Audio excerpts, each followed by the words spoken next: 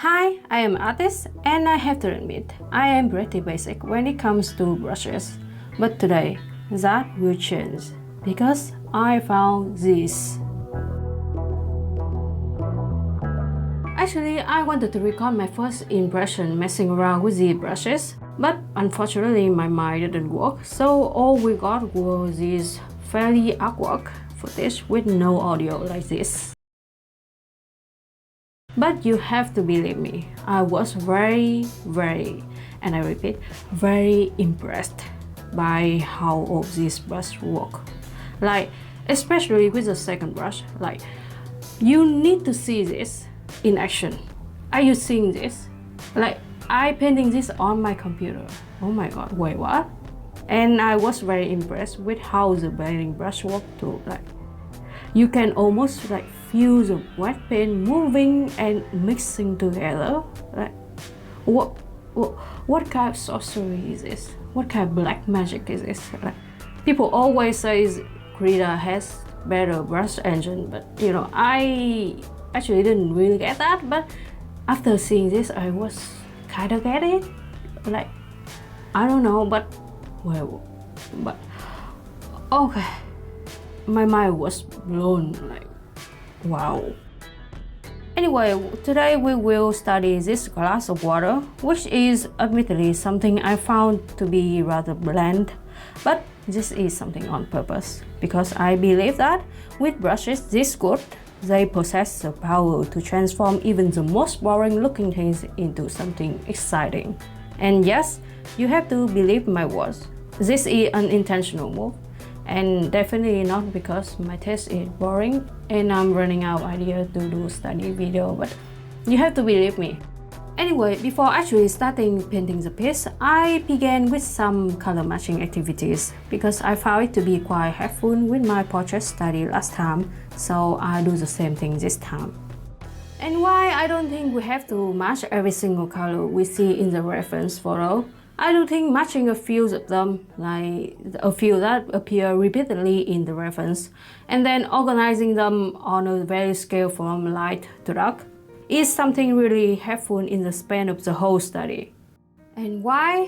One is because you do the bulk of the color choosing work in the pre-study phase, so that later on you can speed up and streamline your printing process by a lot. And like, instead of painting one part of the piece with one color and then thinking about the next part with the next color, we can just paint with the color we picked beforehand, so this can be very quick. And when we want something fun, we can just Russian roulette the color wheel to pick something a little bit more unexpected and throw it in the mix. And you might ask, what does that mean? What does Russian roulette the color wheel mean? What? And don't worry about that, I will explain that term later on in the video, so let's leave it on the side for now.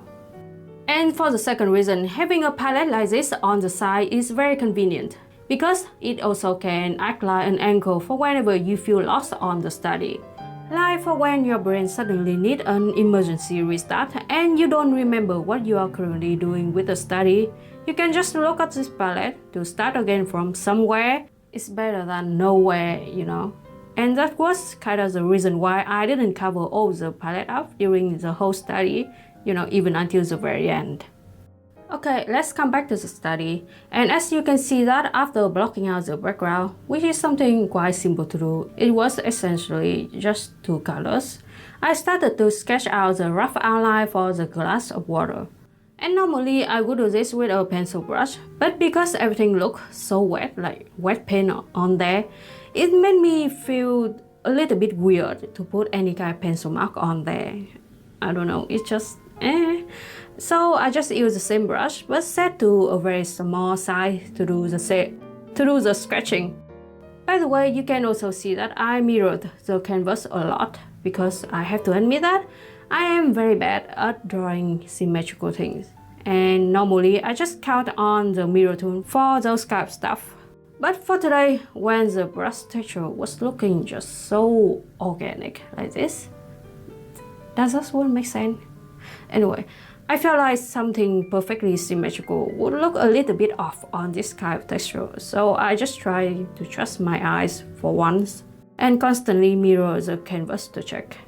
But to be honest with you, it still look pretty wonky to me even until the end of the study, so yeah. And now let me explain what Russian roulette the color wheel is. It is for when I am painting with one color and I think, oh, this is boring. So I go to the color wheel and drag it to whatever color on there and use that to spice things up a little bit. To make things somewhat easier to understand, here's the technique in practice. You will see that the edge, well, not really, the lip, well, yeah, the lip of the glass cup here is deep green, which is, fine, but feels like it's lacking something. So I color pick that green, spin the wheel, and put the blue on there. And sometimes I also adjust the value of the chosen color just ever so slightly as well. And this was something that I did a lot in this study, but when looking back, I still don't think I did enough. Like, the results still look a little bit bland. I should have done more, like be bolder and braver with the Russian roulette. That doesn't sound like a good thing, does it? Huh?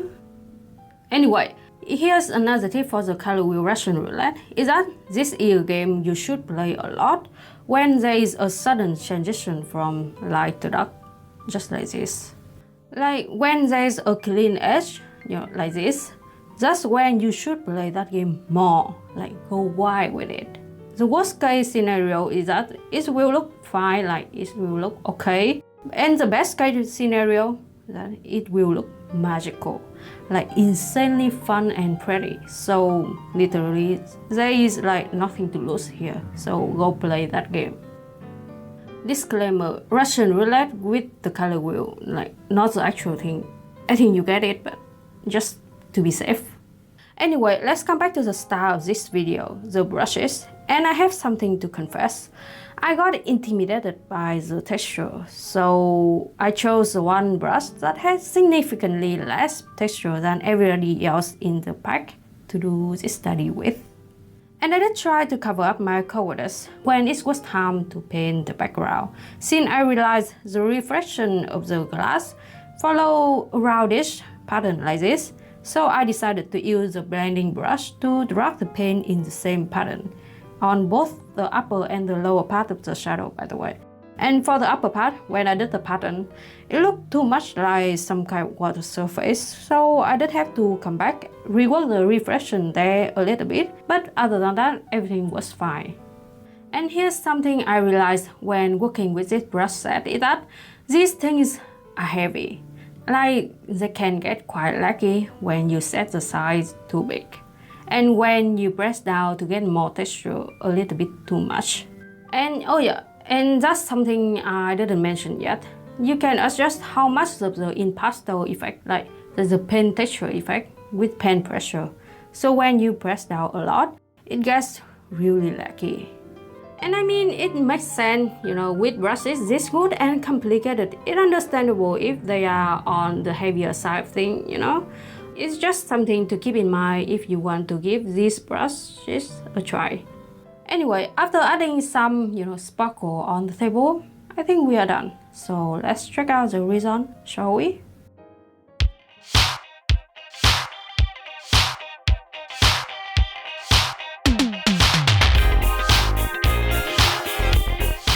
And there's another thing I forgot to mention, is that this brush set is totally free. And I will leave the link down below in the description box in case you want to try them out. Just remember that they can be a little bit laggy. And that's it for the video.